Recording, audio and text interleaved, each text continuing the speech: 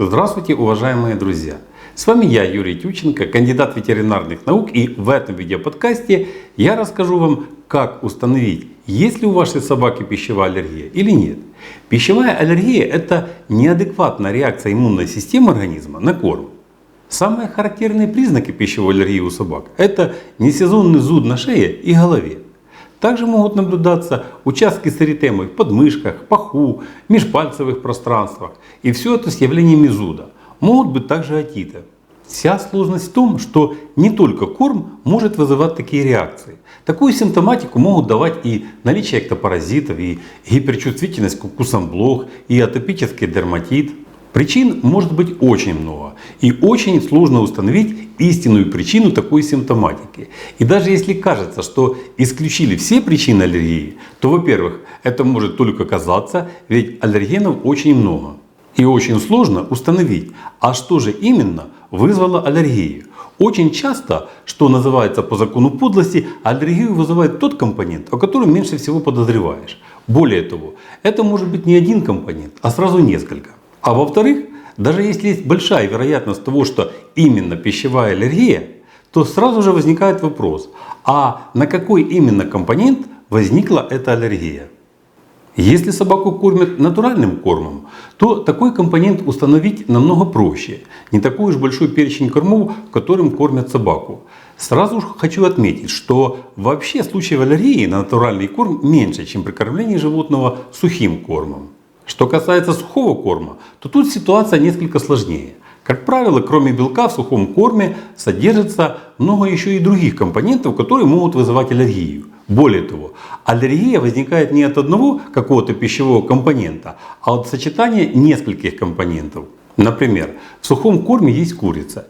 И если в обычных условиях у животного не было бы реакции на белок куриного мяса, то сочетание многих компонентов сухого корма уже может делать аллергическую реакцию. Поэтому зачастую очень сложно сразу определить, на какой именно продукт, а то и просто химический элемент реагирует организм аллергической реакцией.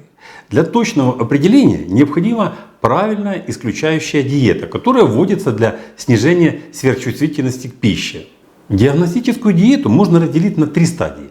На первой стадии этой диеты собаку кормят одним белковым и одним углеводным продуктом. Можно также добавить какие-то гипоаллергенные овощи. Это должны быть новые для собаки продукты, которые она никогда не пробовала ранее. В предыдущем видео я рассказывал об одной из самых простых и доступных диагностических диет, состоящей из натуральных компонентов. Что касается сухого диагностического корма, то его основой является гидролизованный белок, который считается гипоаллергенным. Диагностическая диета скармливается в течение 8, а то и 12 недель. Если за это время зуд не сошел, то надо еще раз исключить все возможные причины аллергии, поменять компоненты и снова пройти эту стадию с уже новыми продуктами. И если зуд успокоился, то тогда надо переходить на вторую стадию, которая называется сравнение. При этом надо вернуть собаке ее прежний режим питания.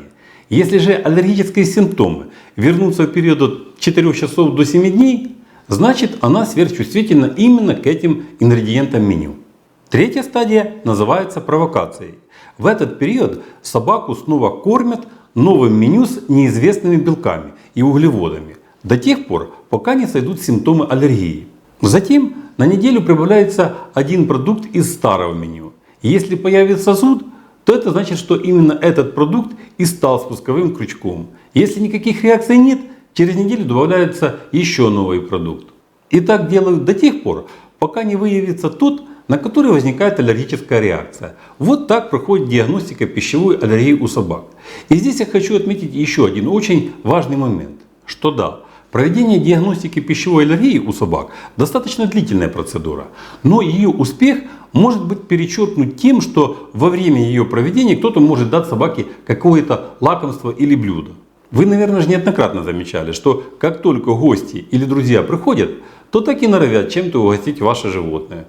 Даже сама собака может незаметно что-то стянуть со стола. Казалось бы, да сколько там того собака хапнула постороннего корма, ну какую-то там грамульку. Но этого количества уже может быть достаточно, чтобы перечеркнуть все результаты вашего труда. И все потом придется начинать сначала. Да, пищевая аллергия представляет собой заболевание, которое трудно диагностировать.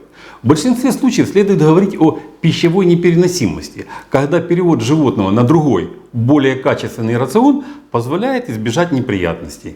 При лечении пищевой аллергии следует попытаться в первую очередь выявить продукты, не являющиеся аллергенами, а не те, которые вызывают аллергию.